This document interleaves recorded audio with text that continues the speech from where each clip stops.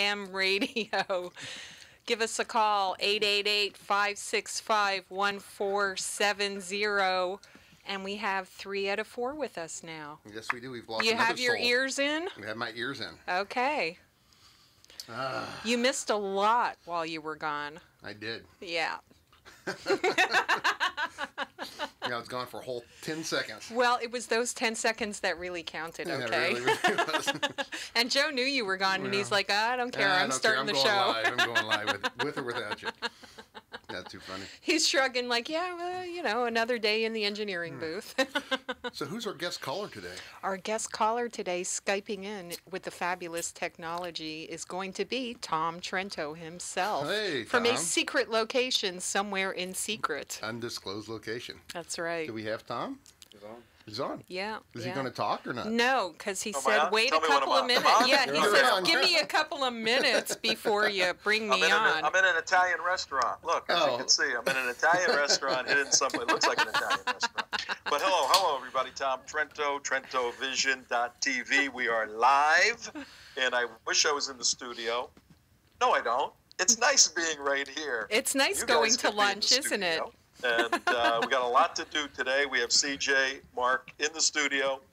We have Mike, Invisible Mike there. And did the train just go by? Did I hear the train just go by? It went by earlier, and we do have a the fracking train. The fracking report. The fracking report. We got the fracking train report. Man, that thing was vibrating like crazy. Yeah. That shakes that whole studio. We know it does when we're in the studio, but as I'm listening on Skype, it really is sounds like a thunderous earthquake or something. Well, how's everybody doing today? You guys did a great job the last hour yesterday. I had to take off to go to see some people about some things. I had to go see some people about some things. Some secret people about some secret things. Right. Yeah, a couple of things we had to take care of. So we did that, and I will be back in the studio tomorrow.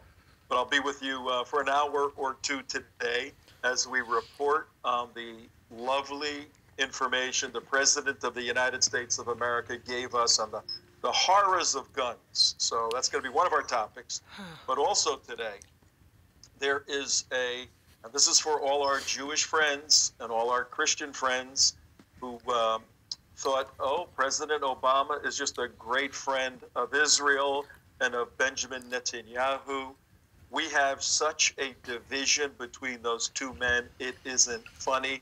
They cannot stand each other. We at Trento Vision told everybody that starting when we first got on the air, September 3rd, 2012. Now, in a little bit, we'll get into the developing rift where basically today Netanyahu told, in not so many words, told President Obama to go mind his own business. So this is serious international diplomatic development, folks. Well, But he's what do in we the have middle in of an studio? election, What's though. going on there, guys? Well, we just have a couple little things going on. We just got a couple hostages over in Iran by some. What are they? Oh, What? I don't know. Jihadis, Jihadis, maybe? Oh my God! Yeah, yeah. Washington scrambles to respond to U.S. correct? hostage situation. Yeah, no, they don't know what to do because we're just. Oh, the peaceful religion of peace has captured more U.S. hostages. It's been... Where was that? I didn't hear about this. Oh, you didn't? Military commanders and State Department officials were scrambling Wednesday to figure out what happened in Algerian natural gas field after Islamist insurgents. Oh, in Algeria. Yeah. Yeah.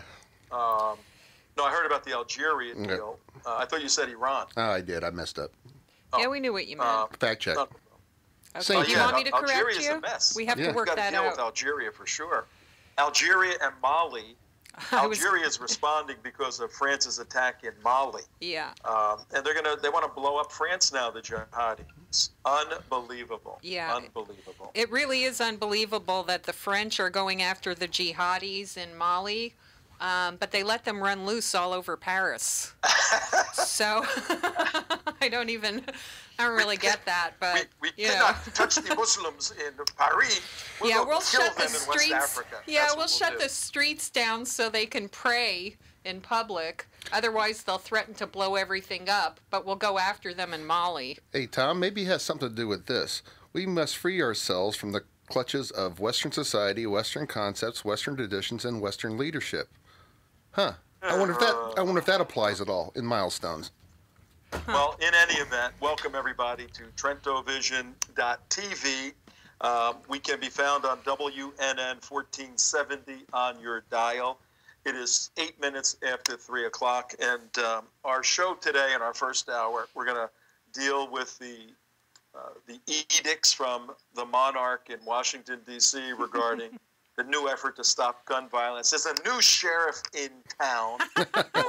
He wants to stop gun violence like he did in Chicago, where there's 41 murders per month in Chicago. So we're going to get into that. We want you to know that we're running the contest. CJ, tell them about the Mozart contest. Okay. Our resident cartoonist and editorialist, Mozart, will custom design a cartoon for you based on your ID.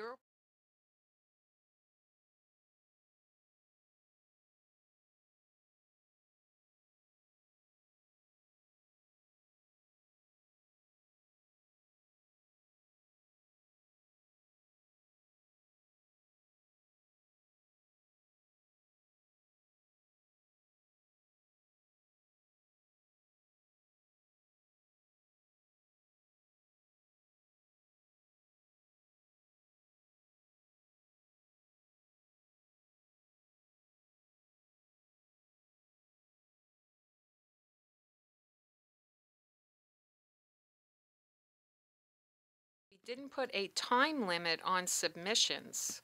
So I think that we should let the submissions run through January 31st, which is Thursday. So that'll be the last day of the month, the last day of January, and then sometime in the first week of February, we will judge the contest and announce the winner on the radio. Okay. Sounds good to me. All right, Mark, what about our good friends Steve and Brian? Tell everybody about Steve and Brian in the mornings. Oh, it's our counterpart. If you get the other, we are the right bookend and they are the left bookend. And they're on the right too. Though. Yeah, but well, I don't know about Steve anymore, or Brian. No, I'm sorry, Brian. I mean, about Brian anymore. I mean, he's going off the rails on us. A little bit. But he's Steve coming back. Him back in. Yeah, but they got a great show in the morning. They talk about the current issues, about the Obamacare, and they just hammer them all in the morning. And they have a little bit different style than we do, but we pick up the back end and fill in what's happened in the afternoon. They tell you what's happening in the morning. It's WNN 1470. They are on from 6 o'clock in the morning to 9 o'clock. We are on 3 o'clock to 6 o'clock every day, and we do national security radio. Basically, I'm going to read on Trento Vision for the new viewers and listeners just tuning in. Mm-hmm. Our mission statement is, this is the Trento Vision mission statement. Our mission is solidly based on a Judeo-Christian worldview, using cutting-edge communication technology to seek, confront, and destroy the ideologies of Sharia Islam and the current popular socialist beliefs of the Obama administration in order to save America, Israel, and the West. That says it quite succinctly what we do. Wow. And we do that by bringing in phenomenal experts. Apart from the fact that we are experts on this subject matter, apart from that, we bring in well-credentialed experts like, we can go on and on and on. Like yesterday, we had on Cliff Kincaid regarding the Al Gore-Zira sale. We take calls, 888-565-1470. We're not afraid to talk to you. You shouldn't be afraid to talk to us. Do not be afraid, little ones. We will not hurt you. And we'll even get you a lawyer if you need it. If you want to sue us, we'll get your Peter Feynman to sue us. How about that? Peter Feynman would never sue us. Peter Feynman is our friend, local Palm Beach attorney and national committeeman for the Republican Party in Florida. If you have a business issue that you need advice on, he can help you. And if you have other legal issues that you're not sure about, he can certainly refer you to somebody who can help you if he's not able to help you himself. Also, he moonlights as an author. His most recent book is The Next Nightmare: How Political Correctness is Going to Destroy the It's Republic. a great book. Yeah, which is a fabulous, fabulous book, and everybody should read that. And he also moonlights as a guest host on TrentoVision.tv. Yes, he does. And he Yes, also he moonlights does. as the National Committee man for the Republican Party for the state of Florida. Yes, he does. And he will be going, is it this week or next week? The RNC meeting in I think it's next in week. North Carolina. I think it's next week. Right, right. So he'll be checking in with us and giving us a report. Hey, on I'm hearing that. a lot of static, guys. You hear Hear that static? static? No. No, it's on your end. I'm hearing a lot of static. Okay. Well, anyway, and also we have the one last thing. We have excuse me. And next Thursday is what we're planning on launching the Tea Party Community show. And also it's going to be where we're going to bring in everybody from around the country as far as in the Tea Party and launch the website, the new Tea Party Community Facebook site. Wow. It's going to be really a good show. But it's and not on Facebook. No. It's on teapartycommunity.com. Teapartycommunity.com. If you haven't checked it out, go check it out. It's really a user-friendly site, and we're going to get that ball all rolling and bring on some special guests and everything like that. So it's been a really nice event. Awesome, awesome. Hey, did you guys watch the president on TV? I listened. Yes, I did. On the radio. When he had the what were little. your- That's painful. Let's get into the subject matter. Okay. What were your impressions, your general impressions? Mark, why don't you give us your general impressions first of the president's? I didn't see him. I didn't see his body language. I didn't see the little children.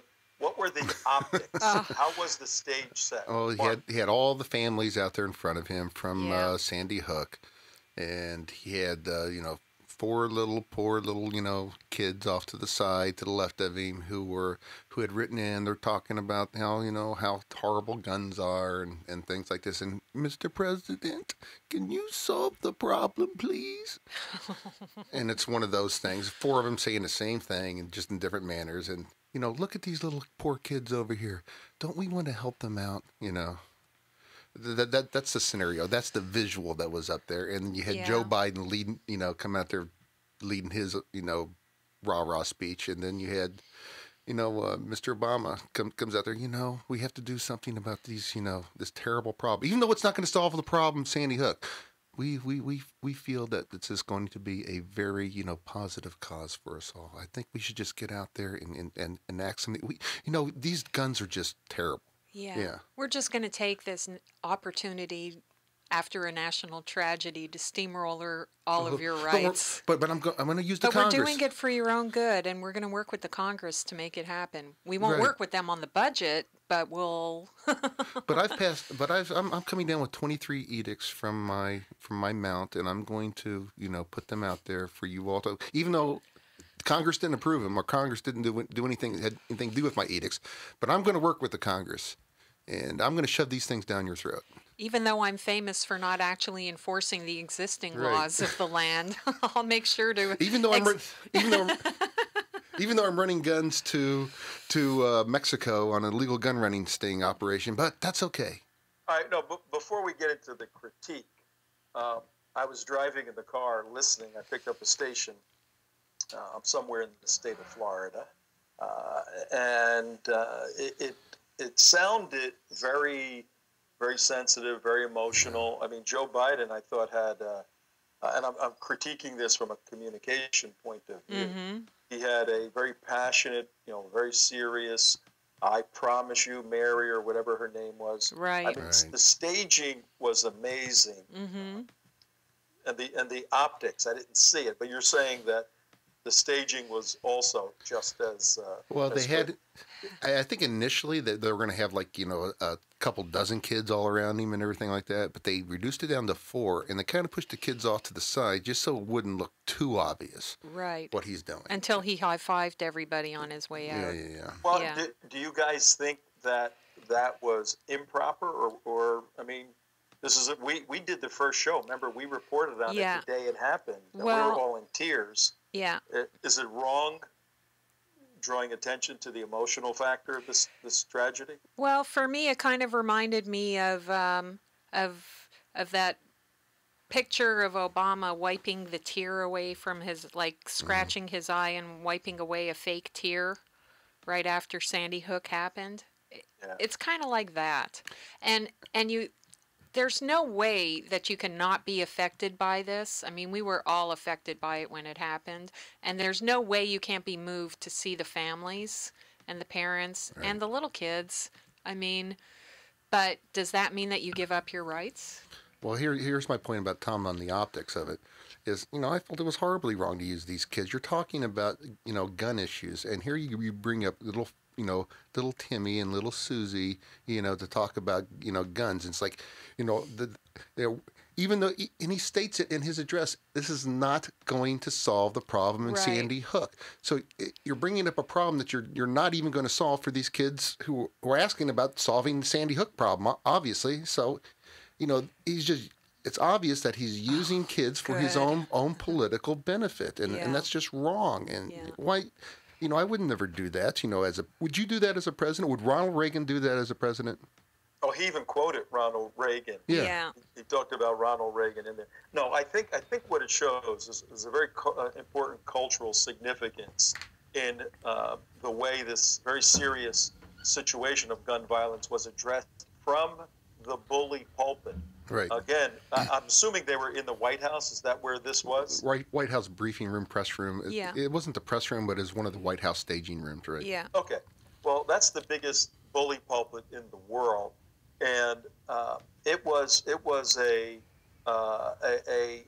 emotional plea, sopping with pathos and sadness and all of that. Again, that's okay as a illustration of the systemic problem, but our culture has shifted away, and the Democrats are really guilty of this. You can't talk to a soft-headed Democrat anymore on substantive political or religious issues. Once you get through their talking points, 2 or 3 minutes in, and they're off book, they're off their talking points, they get mad at you, they tell you to go to hell, they tell you to get lost. They don't think analytically, they don't think deeply anymore. And this was illustrated by this president and Joe Biden, who are great actors, by the way. I mean, these guys are great. Yeah. Now, I'm sure they were touched emotionally, but right now that was a performance they put on. So that's a little bit offensive. That's what you were saying, CJ. But it's more indicative of a society that we thinking people have to confront ideologically. We can't just put raw arguments on the table about gun violence and say, let's analytically look at the raw arguments, let the data lead us to conclusions, Right. like speedy trials for people committing crimes with guns and putting them in jail forever. Mm-hmm. Right. These sort of things we'll talk Right. about. Right. Yeah. But now we've got to cloud a difficult issue with tears that make public policy decisions much more That's right. more And that's distant. You know what the visual So- gave to me? The visual gave to me, honestly, is like you have the president of the United States, and you're using children as a shield for your issue, and you're kind of like Hamas. yeah, it is. That's pretty good. And, Well, 22 minutes past 3 o'clock on Trento Vision. We're with Mark, CJ, Mike, myself. I am out of the studio, but I am with you magically by the unique technology of Skype. I'm making it Italian from now on. It's not Skype, it's Skype. Okay, Skype. It ends in an E. Skype. Skype. I don't know. Is it time for a cup of coffee? Does anybody want a cup of coffee? No, we're not going to talk about the coffee yet because we have to wait until CJ can go get one. But I do want to, I do have one thing that I want to add to what you were just saying, Tom, about not being able to make rational arguments to the left and to the Democrats. And what you're talking about is something that's very characteristic of the left that has permeated all levels of society, and that is that feelings have replaced thoughts Exactly. as the basis for action, and Who cares? all all feelings are valid in the same way that all thoughts are valid. And that is the danger that we're in right now. That's why people can't think critically and they can't make proper decisions. And when we talk about messaging to the electorate is not capable of thinking. They're capable of feeling things. And That's so an excellent point. how do we message a rational argument in a way that people who are only able to feel can interpret? And that's really what we have to think about. Well, let's get some soft-hearted, sloppy thinking leftists to give us a call at 888-565-1470 and see how and share your weak-minded views with us so that we can understand you better here at TrentoVision.tv. Share your feelings with us. Would you do that for us? Yeah. Can you do that now? Yeah, to compliment what both of y'all were saying, 82% of the people who voted for Obama thought that he cared. Right. Thought what? 82% of the people who voted for Obama said the reason they voted for him was because he cared. Right. Oh yeah, exactly. Right. I'm with a friend right now. What did the people say to you? The Obama people? We must be loving. Oh, we must be loving. They kept. Yes, a friend of mine has some Democrat leftist friends, and they said, "Look, he's the president now. We must be loving. We must accept everything he says." He's got a nice smile. He's a nice-looking guy. He's got his little family together. Those are the most hey, folks. Those are the most dangerous leaders on the face of the earth. The ones that don't look like their policies are destructive, don't look like their viewpoints are in opposition to the Constitution of the United States. When he said today, "I'm a firm supporter of the Second Amendment," Right. I almost drove my car off the road. Well, This Right. guy would love every gun in the Right. world to be taken away. I don't think this guy's ever held a gun in his hand and shot a bullet, not in anger. He certainly hasn't done that, but shot a bullet in target practice. It would He be more hates guns. comical than You remember watching him bowl. The famous off-moment quote that he got caught saying, Yep. these people just cling to their Right. religion and their what else? Their The guns. guns, right. Yeah, of course. In Yeah. a derogatory sense. Well, Mark, let's get into the Yeah, well, 23 let me give you a segue. executive Yeah, let me give you. orders. Yeah, let Is me. it 23 orders or one order with 23 parts? I'm not real sure if it's one order, but there's 23 points at least. Okay. And a little segue into this. My wife, who's a thinking Democrat, okay. Yes, she is. She absolutely is. She comes through there, and I'm reading through. We're going to go into the orders here in a second, but I'm reading through the orders, and I get to the end of it. She goes, "I can't stand that son of a bitch." She goes, "I'm sorry," but she says, "I can't stand that man." She goes, he's just so. As far as the healthcare thing, she was just raving mad angry at the healthcare thing. That how dare you do Right. this? And we'll get into that here in Yeah, a minute. And she that's was in just here. hopping Yeah. mad. She goes, "How can any liberal stand for this? How can any liberal da da da da da da?" And she was like going off and saying, "Hey! I'm not the enemy here." Yeah, the problem is your wife is a classic liberal, which has nothing to Right. do with the Democrat Party or what Right. liberalism has become in postmodern Right. times. Now she was going off on him, just going Yeah. off on him. And so, anyway, but let's go through the points, Tom. Okay, why don't you read the first one? Well, the first one is, okay. He said Obama's 23 executive orders or executive edicts is issue a presidential memorandum to acquire federal agencies to make relevant data available to federal background check system. Okay, now we already have that through since 9/11, no matter what, right? Well, the point being is all the information that the government has on you is going to be available to any federal agencies that they request it on a gun check. So all this information you think is out there being private and held private by the government that's been collected on you, now it's going to be completely and totally available if someone requests it on guns. Right, right. Somebody just wrote me and said there are 23 individual actions and Are there? orders. So there are 23 separate executive orders, which makes sense. That's Yeah. what we're Each reading order here. has to Yeah. stimulate a bunch of activity. Yeah. Well, on this universal background check, this is there. We don't have a universal background check right now. Right. If you go to a gun store to buy a gun, you've got to have a universal you have to have a background check. Universal means when any gun is sold at any time in the United States between a commercial dealer or a private party. CJ, if you own a gun and you want to sell it to Mark, there's got to be a universal check of Mark buying the gun from you somehow. Right. Well, I don't think that's what this first executive order is addressing. I think this one in particular is just requiring various federal agencies. So it could be, Department of Health and Human Services is required to give the Department of Justice any information it has on anybody who applied for. No.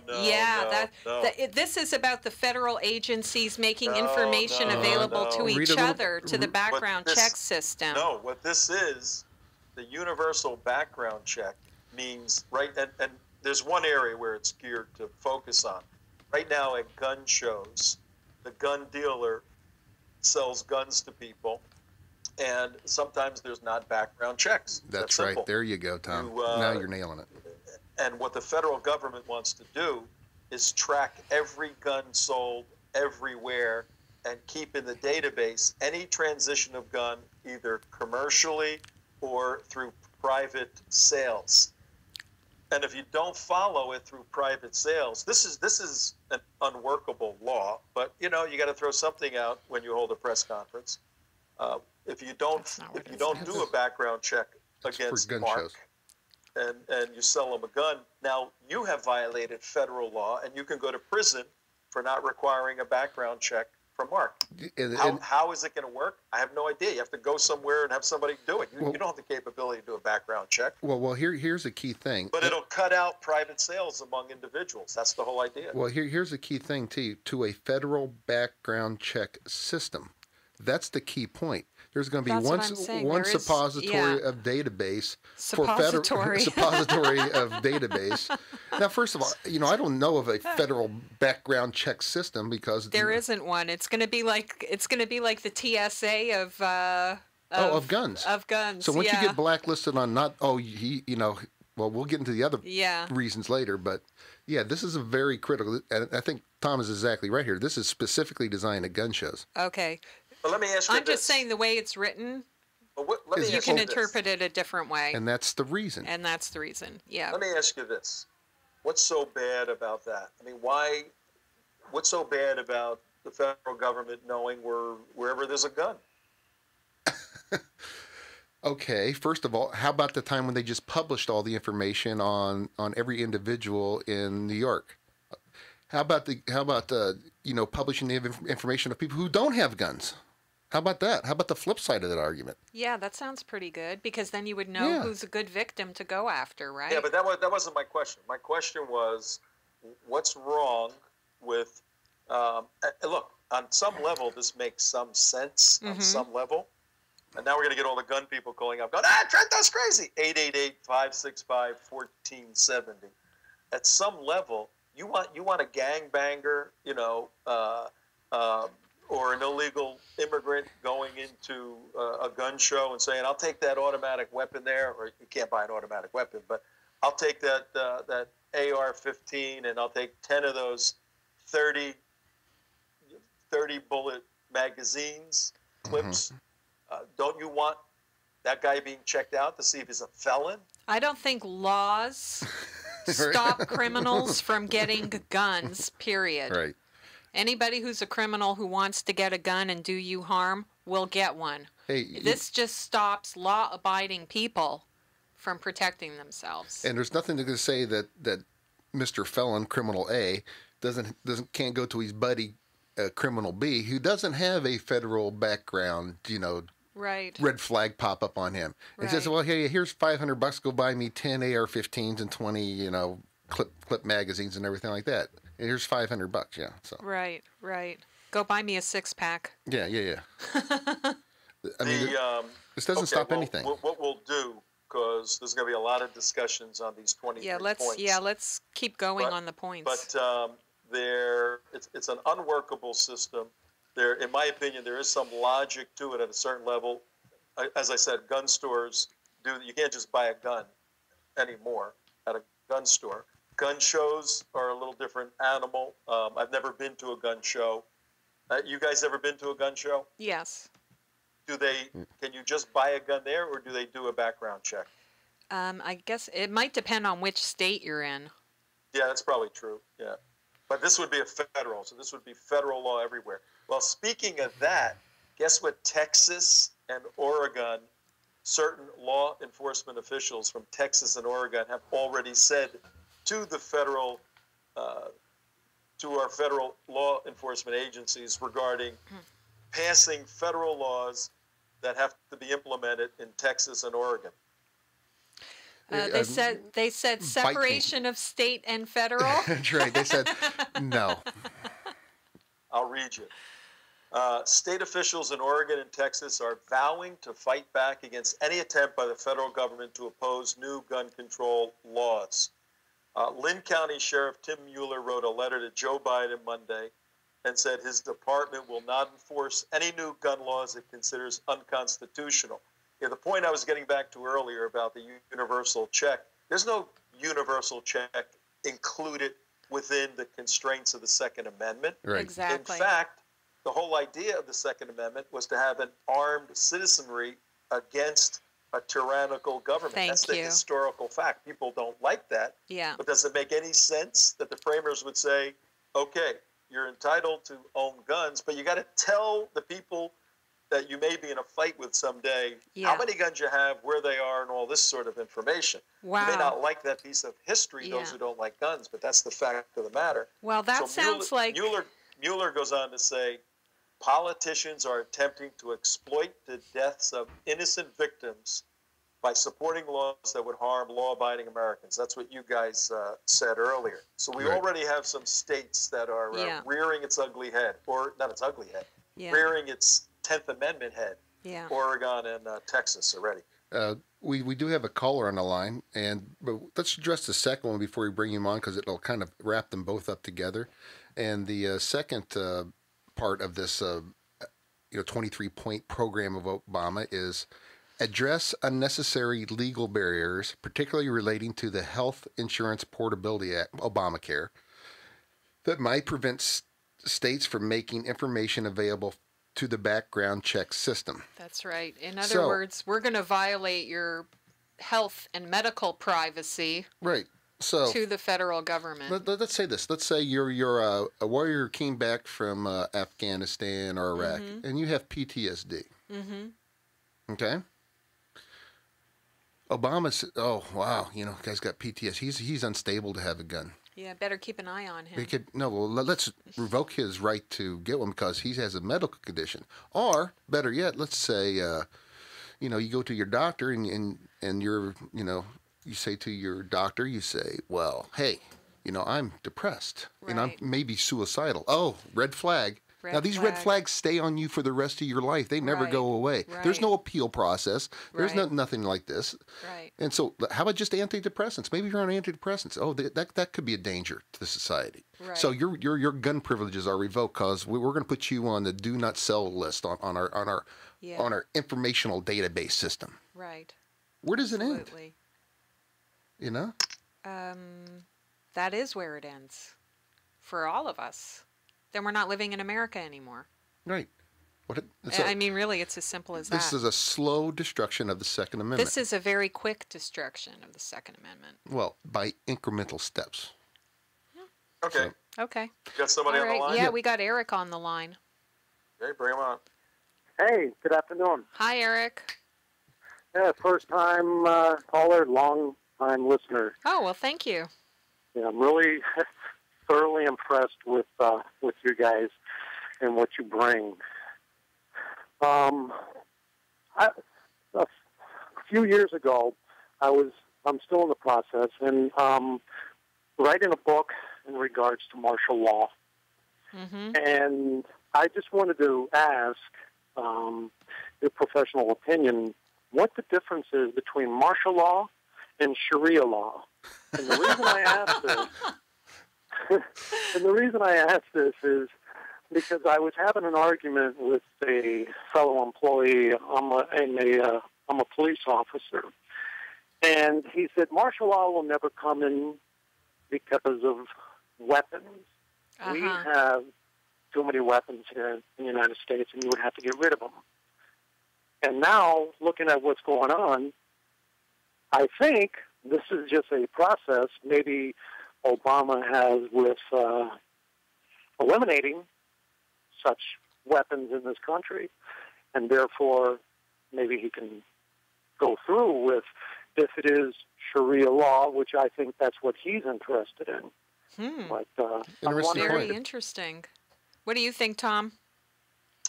It is a very interesting question. There's significant distinctions between the Sharia in terms of where it flows from, what it's supposed to do. But in some respects, Eric, the end result can be used by the government in charge of the Sharia to do exactly what martial law would do. Now, martial law, and I'll just say this briefly because it's a big subject, martial law could be a very good thing.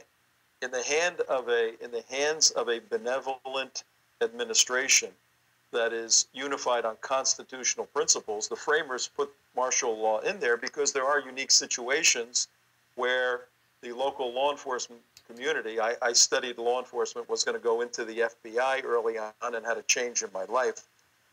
At times, historically, the law enforcement community is overwhelmed by the magnitude of a particular situation, whether it's riots or whether it's natural disasters. Right. And you need military people who are sworn to protect the Constitution to come in and provide a little assistance for a temporary time. The Whiskey Rebellion back in 1792, when the George Washington jumped on there and the local authorities were completely overwhelmed. George Washington got on his horse, rode out there 2 divisions of troops, and it quashed it in a second. And martial law is like a gun. In the hand of a good guy, it could be very good. In the hand of a bad guy, it could be very bad. So, but I don't trust this president as far as I could throw him, and maybe there was a day when I could throw him. I can't right now. But you will soon. I don't trust this guy at all. Okay. All right. Well, it was just a thought, and no, it's a very interesting thought because they're both in Sharia is always in the wrong hands, and martial law in the wrong hands is all about complete control over somebody's life potentially, which makes it the same as Sharia in a lot of ways, I think. Yeah. Well, thank you very much for your time. Thank you for listening. Hey, thanks, Eric. Yeah, I just got a note handed to me from my compatriot here, and in Florida, if you want a concealed weapon, you have to get an FBI background check. So the FBI does have to do it's interesting to see how President Obama is using universal. Right. Whether the background check that the FBI has to do is universal for that individual, right, includes all the various agencies, or whether it's universal for all people transacting guns everywhere. Exactly the point. I mean, we this is what we've seen since 9/11 is after 9/11 there was supposed to be all this cooperation between government agencies on issues of national security and terrorism, which is it there? Mm-hmm. Right. Yeah. Is it there? And so it's going to work for guns? Right. Yeah. I mean, if you look at the terrorist database list is actually a joke. It really is. Look at Benghazi. How the whole thing just Look at Benghazi. Right. State Department pointing to the CIA. CIA pointing to the Defense Department. Defense Department pointing to the White House. These people all didn't talk to each other in real times. These 23 executive orders, some of them, when you used to write term papers in high school, right? You'd have nothing to say, but you just keep writing and saying the same thing over and over. That's like what they ways. Are, yeah.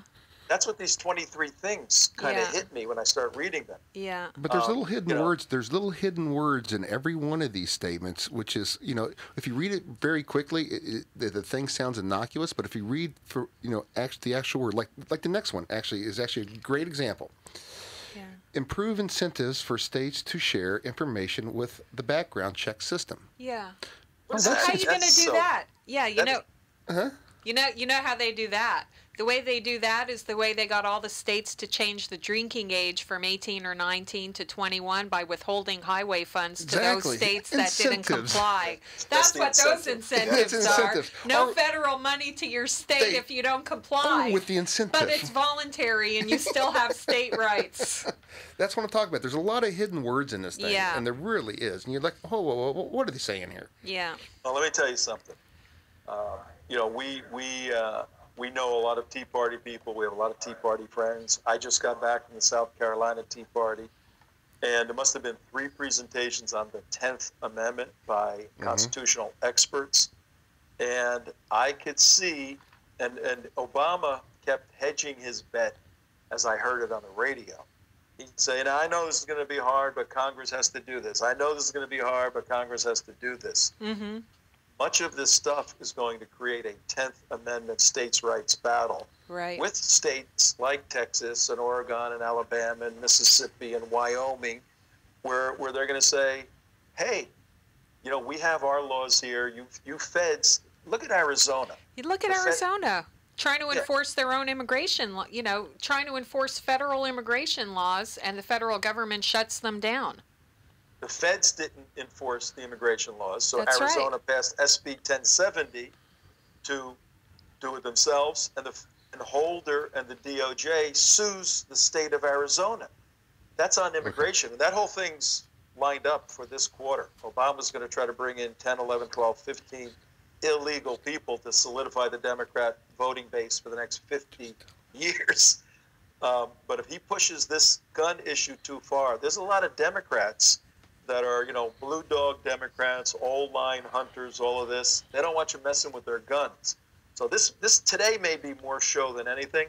I'd really like to get into the substantive issues of punishment of people caught with guns. Maybe in the second hour. Right. We'll jump ahead. Our judicial system has taken due process, turned it on its head. Speedy trials turned it on its head. Mm-hmm. So any gangbanger knows that if he goes robs a store with a firearm, even if it's a felony, he's going to walk because the prisons are overcrowded and all this nonsense. If we focused on serious judicial punishment for criminals using a gun in a crime, right? I mean, carrying a gun, maybe life imprisonment if you carry a gun. And then if you fire it, and I know some states have these rules, you fire it so many years, and if you hit somebody, you wound somebody, life imprisonment. So why didn't he talk about this, that we're going to go after the people? Or why didn't he say today, the president, we're going to do serious investigation into criminal areas in the inner city where we know there are guns being trafficked, and we're going to start to raid places based upon on-the-ground intelligence and arrest these people? Or why didn't he say, we're going to arrest Eric Holder for Fast and Furious? That leads to point number 4 here, which is one of my favorite points you bring up there. It says, direct the Attorney General to review, hold on, this is really good. Direct the Attorney General to review categories of individuals prohibited from having a gun to make sure dangerous people are not slipping through the cracks. Read, Black Panthers are not. How about Fast and Furious? Are exempt from this. Yeah, and how about we at least look at the Attorney General to not have a gun running operation down to Mexico? Yeah. You know what's funny about these things? These 23 edicts, they each had to go through 23 different departments. Some intern didn't just write these. Right. These things had to be honed and written, and so every word is where it belongs from the president's point of view. That's completely absurd. To review, we've reviewed the categories. There's a lot of people out there, President, with dangerous people with guns. Now what? What are you going to do about it? Yeah. Oh. Well, Tom, you want to take another caller or two before we take the break? Yeah. Okay. Don't be Bless your little nose. Okay, next we have Judah on the line. Okay. Hi, Judah. You're with Tom, CJ, Mike, and Mark. And you're also with Eddie. Yes, hi, Tom. Hi to all of you over there. I'll make this very brief because you all took the words right out of my mouth just a second ago. Okay. I mean, the federal government wants to track our guns. For crying out loud, they can't even track a small cache of guns going down to Mexico in Fast and Furious. I mean, it's just absolutely ludicrous. Exactly. That's Yeah, right. they That's lose. all I want to say. Y'all have a good day. Yeah, All right, thanks. thank you. Good comment. Yeah. You know, I mean, Judah makes an excellent point. Yeah, but the data system. That you could launch these missives and make everybody feel good for a day. Think of the massive bureaucracy that has to work to track every gun everywhere. I mean, and let alone there's 100 million guns or so now in the United States. So this whole thing is a joke, because if we made guns illegal and nobody can ever get a gun ever in the United States forever, we have 100 million guns that'll last 100 million years to cause death and destruction. Yeah. So it's so absurd. Well, you know what? I saw something on TV this morning at they were in a gun shop, and they want to change the magazines from the clips from 30 bullets 30 to 10. to 10, yeah. Well, the gun owner in the store changed 3 clips in a couple of seconds. Right. They have a video. I mean, this is feel-good stuff that does nothing. Let's go after the criminals who are using guns, and I'll go back to putting them in the public square and hanging them in the public square. If you want to send a message to the country, this guy used the gun. Oh, that's cruel and unusual punishment. Well, so is shooting 20 kids at an elementary school. And the whole point about the database, and I coming from an IT background, I was actually thinking about this on the way over, and you stole my thunder in this one. But the massive amount of a database, I mean, it's like everybody thinks, oh, just create a database. Do you realize it's like, oh my God, because I've created databases for small companies and for large companies, and it's a nightmare just to keep it internal for a small corporation. Okay. Well, this gets to the point that I want to make, which follows logically from you guys, which is if you look at these 23 edicts, about 10 of them fall under Obamacare. Yes. So just add another couple of $1 trillion to Obamacare and let them manage the gun issue. That was my point. I said, now you got to integrate a gun database with the healthcare system. Yeah. Oh my God, what a nightmare! I mean, how about we just do a visa track system on everybody who overstayed their visas, because there's only like 25 federal agencies supposed to be responsible for checking who's coming and going out of the country, and then these people are staying for months or years after their visas expired. How about you prove that you can manage a national database by going over and finding the people who overstayed their visas? How about you prove that, and then we'll give you a shot at something else? See, this is where states' rights make so much sense. These delegated powers are to the states, and the states manage the gun issue in their states. It's much more manageable than 50 states with 300 million people. Wyoming can do a much better job because they have a million residents, maybe than Florida, which has 19 million. But Florida actually has a very good database system. So these things ought to be broken down. But the feds, why the feds? Because we know what party staffs the federal government. Oh, the Democrat Party. That's right. So you build this thing, you put more people on the public poll, they're going to vote for Democrats. That's right. This is a political move by Obama to solidify Democrat control, to turn America into a socialist country. At that point, then the guns will be taken away by those soldiers who are following Obama. Hey, Tom, I'm going to cut you short to bring Annie on the line real quick to clear the board before we go to break. Annie, can you come on the line? Yeah, Annie from Texas. Hey, how's it going? Hey. All right. All right, so here's my question. A well-regulated militia being necessary to the security of a free state, the right of the people to keep and bear arms shall not be infringed. I don't understand what the problem is. Where's the question? Okay. Tom? Yeah, enough said. Yeah, because we're going to talk about this for 2 more hours. You got any what do I know? I mean, seriously, I've heard some people, I've been listening to you guys, and I've heard various people from various different groups, and obviously I heard the Jack Wagon today give his little spiel and talk about, banning certain clips and limiting this, limiting that, and what have you. This sounds pretty clear to me that the right to keep and bear arms shall not be infringed.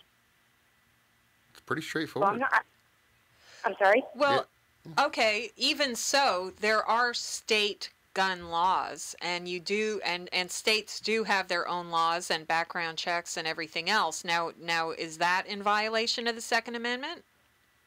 No, because the Supreme Court has solidified a body of law over 236 years, now 37. Right. It solidified a body of law as it relates to what it means for an individual to own a gun, what it means for a military weapon. Well, it's solidified. As of 2 or 3 years ago, we had significant decisions coming out of Washington, D.C., reaffirming the fact that the Second Amendment applies to individuals. So we have a body of law that's solid. Okay. All that's happening is the current monarchy, and that's what we have, folks. I even heard him use the term tyrannical today. That's right. He said Trento and his friends, all of us that are conservatives, are going to make you think this is some tyrannical move by the administration to ban all guns everywhere. Oh, and no, it is. Not, right? Well, Okay, but all this is the guys who have the keys to the asylum don't like the laws as they exist, so they're trying to change the laws, and they're using this very sad event that occurred on December 14th, 2012. Yeah. Okay, but you look at the laws that are, okay, for instance, every school zone gun shooting. You got 10 seconds. We're on a hard break here. Okay. That hasn't stopped them. Of course. It hasn't done squat. The laws are doing nothing. And then he also on his list says give law enforcement additional tools to prevent and prosecute gun crimes. So does that mean law enforcement is going to have bigger, better, stronger weapons so that, whenever there's a tyranny? Okay. Yeah. Go ahead. All right. Well, it's 3:55, and we're going to go ahead and take a break, but we will be back in a few minutes. You're with Tom Trento and Mark and Mike and CJ talking about gun control today. Woohoo.